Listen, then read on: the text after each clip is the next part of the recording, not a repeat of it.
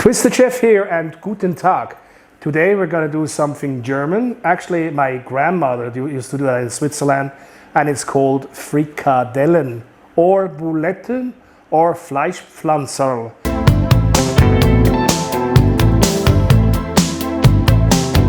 Basically, these are meat patties or little hamburgers, however you want to call that, and I show you how to do that today.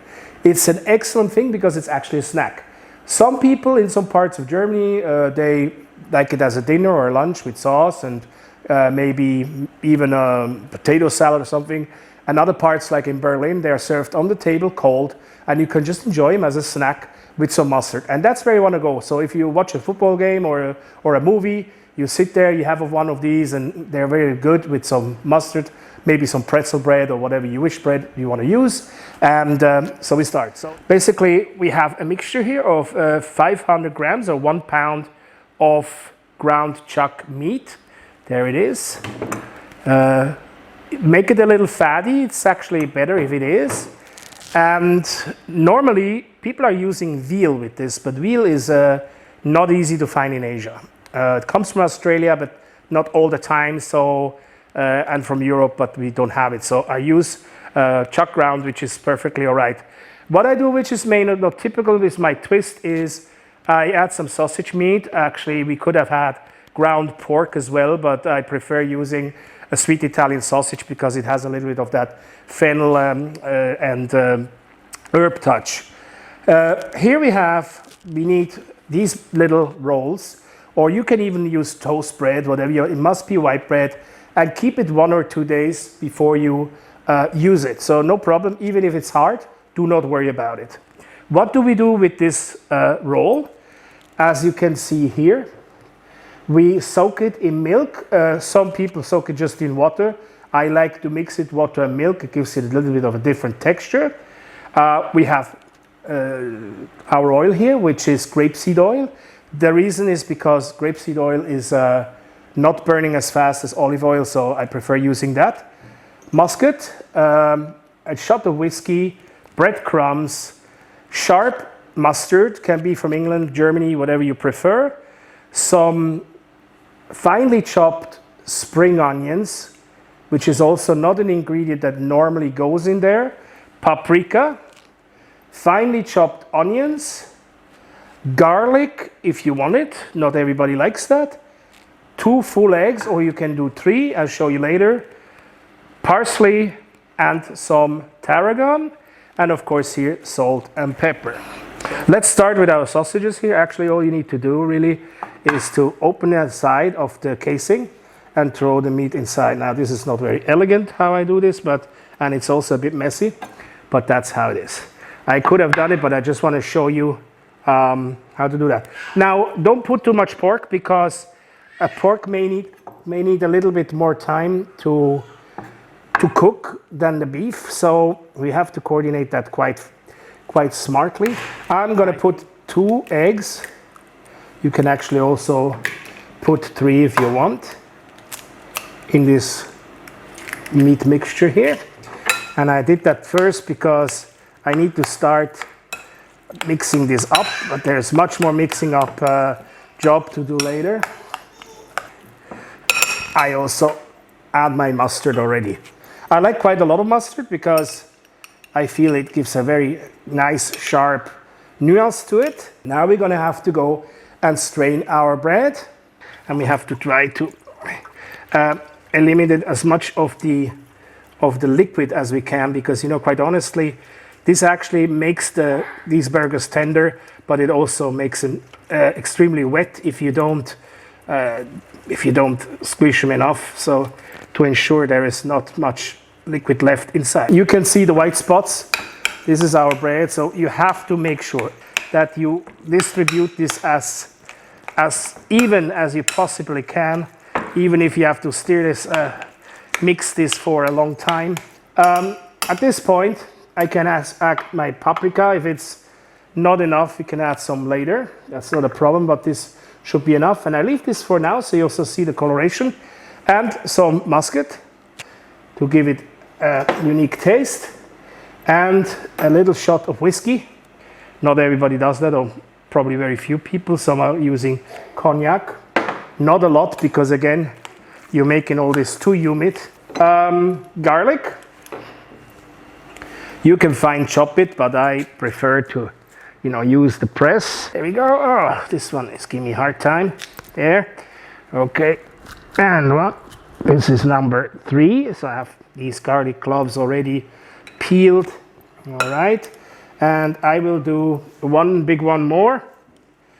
That will be enough for this. We add some of the breadcrumbs. This helps solidify it a little bit. Parsley. And I start at the stems. And I just go through this. So this is just a little bit that we put aside. And then some tarragon, which is all not necessary. This is also a twist of this recipe that comes a bit from me, is to get this tarragon sliced, and then we're gonna add this equally also. Right, now, first let's put the onions. They have to become glazed. You can actually, for those who like, and some do this also in the original recipe, you can put these in like they are. You don't have to fry them. It's just that it's my preferred method. And I now add my parsley and tarragon. Should have probably taken a smaller board than this, but you get the message. Mix that in. You can, nice smell already. And last but not least, some spring onions, of which I am an absolute fan. I could eat spring onions all day long, and I'm sure many of you would not mind either. We're gonna put all of this inside our meat. Yeah, it looks like a lot, but it's good. It makes it taste just wonderful. I mean, this is 800 grams of meat, so you need to put a little bit of flavor into it. Off we go. Mix, mix, mix. Salt, usual suspects, and pepper, another usual suspect.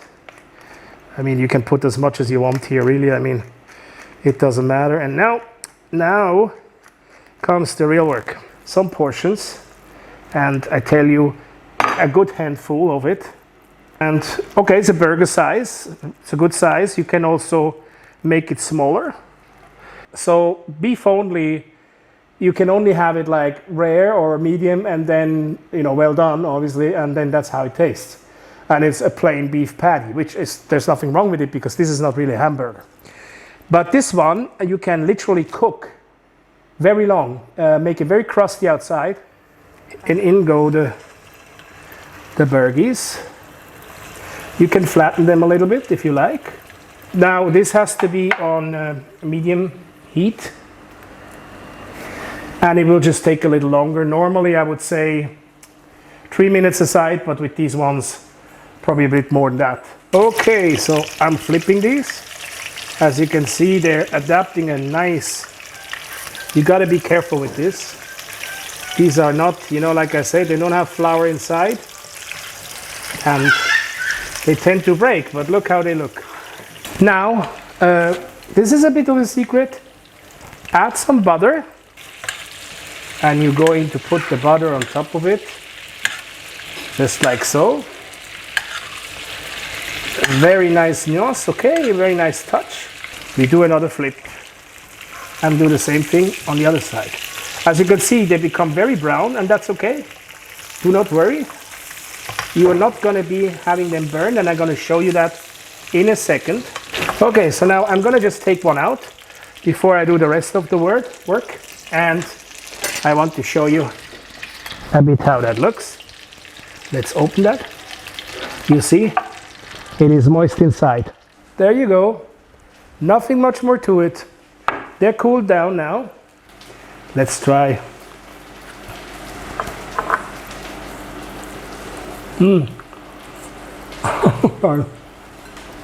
There.